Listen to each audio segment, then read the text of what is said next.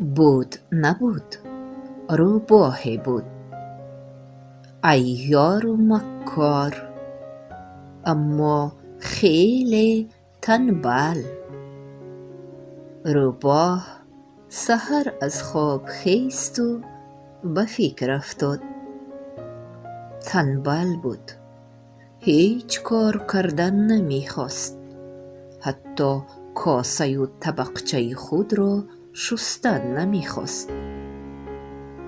بارخلطه را که از کجای دزدیده بود به پشتش گرفت و از کجای عصای یافت و به دستش گرفت و از خانه برآمد و به راه درآمد.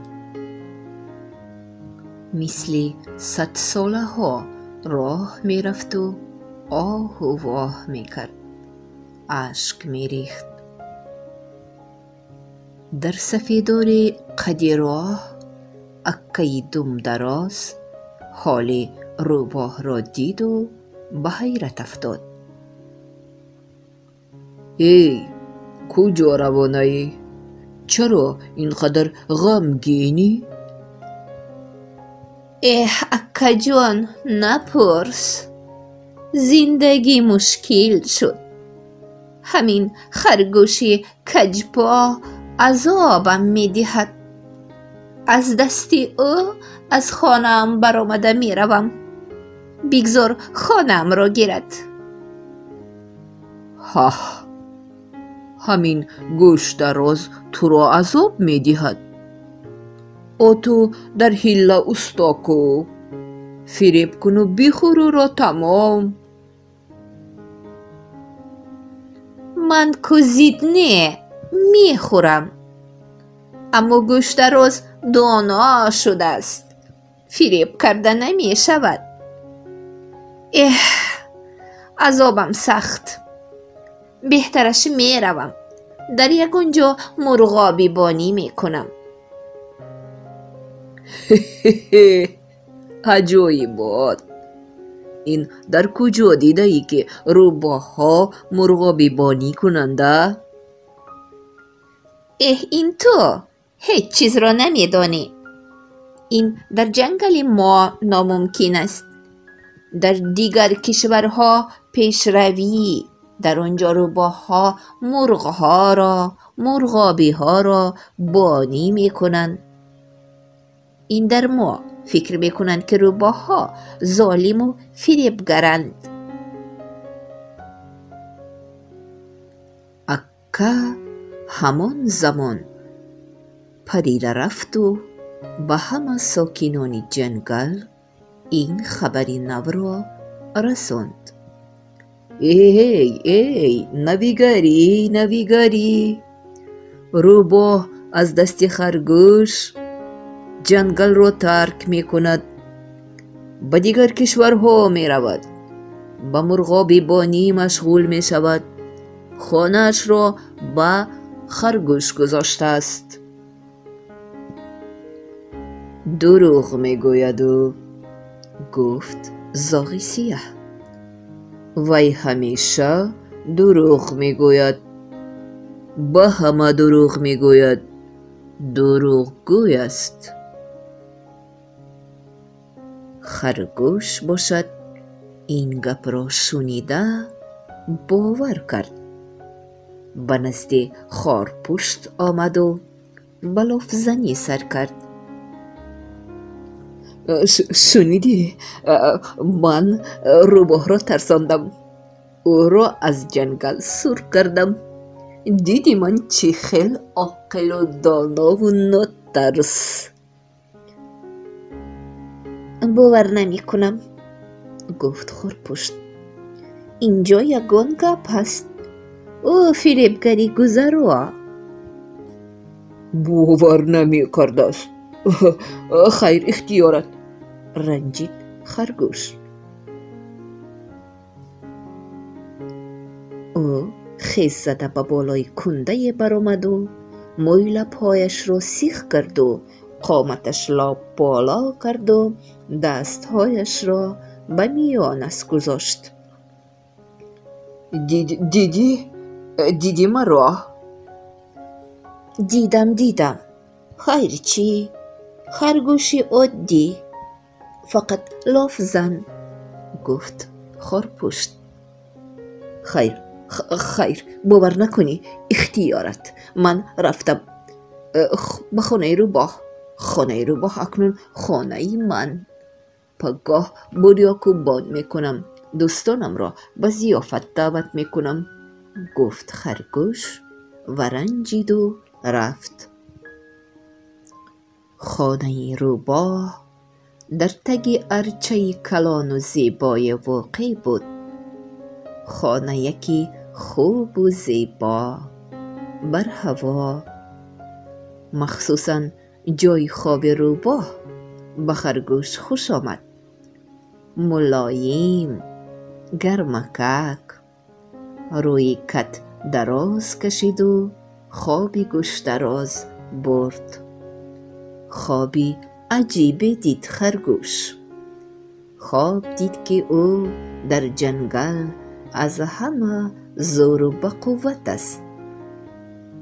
حتی خرس کلانی پرقوت هم از او یاری می خواهد.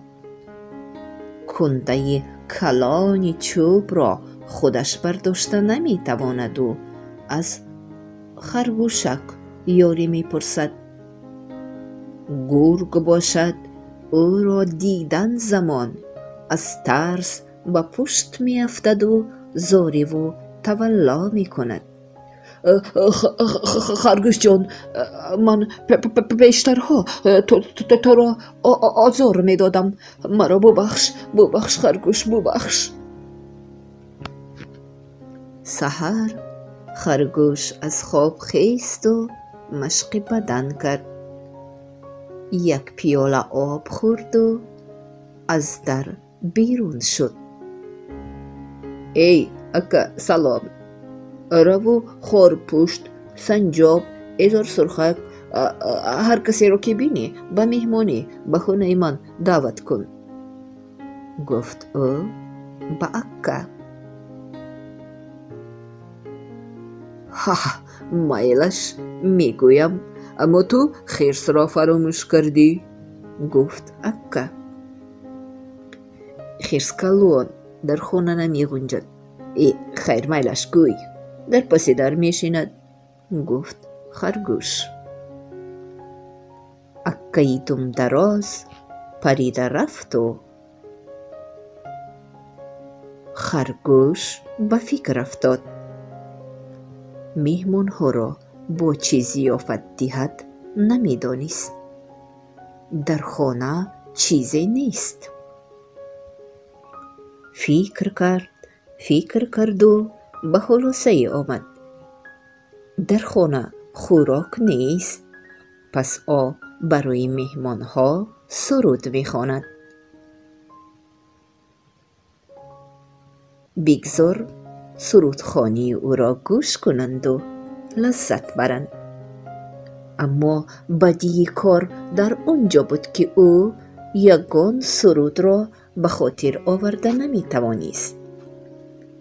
چه علاج؟ اکنون باید سرودی نوی اختراع کند. او فکر کرد و به سرودن درآمد. من خرگوشچه جسور، زور از ترس من روباهک گریخته رفت دور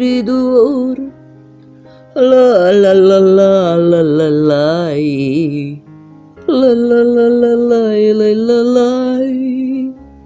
ناگاه او صد سایه کسی را دید و به پشتش نگریسته روباه را دید. سلام خرگوش. سرود میخوانی؟ نغز خوابیدی؟ بستر من راحتی جوان بود؟ کیف کرده خوابیدی خرگوش؟ من منی بیچاره باشم، در روی خاک خنک در کوچه شب را روز کردم. حاضر باشد به دستم افتادی گوشت راز، اکنون سرود خوانی نه گریه میکنی. خرگوش بیچاره سرود کجا، حتی گپ زنی را از یاد برد. بیچاره در کنج لرزان می نشست و با دهانی واز به روباه می نگریست. روباه باشد می خندید، لب می لیسید. نادان تو، احمق تو خرگوش، کلچت کار نمی کند. این در کجا شنیدی که روباها خانهشان را به خرگوش ها می دهند و خودشان به مرغابی بانی می روند؟ این را من روباهی عیار فکر کرده برآمدم تا که تو باور کنی. تو کلورم باور کردی و با پای خودت به خانه من آمدی. به گرگ نقل کنم، از خنده می مرد. بیچاره خرگوش می نشست و فکر می کرد که چگونه پیت یابد و گریزد و از این حیله‌گر خلاص شود. ناگاه آوازی شنیده شد و روباه به پشتش نگاه کرد. همین فرصت را غنیمت دانسته خرگوش سخت جهید و به سوی در دوید. با سرعت حتی از بالای سر روباه پریده گذشت. اما در این هنگام روباه با دندانهایش گوش خرگوش را گزید و داشته نتوانست. خرگوش با گوش دریده و خونشار گریخت و رفت. از این پس روباه در هر جایی که خرگوش را بیند مسخره می کرد. هی گوش درازی گوش دریده، در خانه من زندگی کردن نمی خواهی؟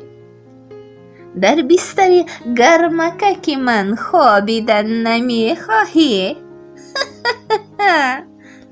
خرگوش باشد نمی رنجید. آخر خودش گناهکار که به فریبگر باور کرد.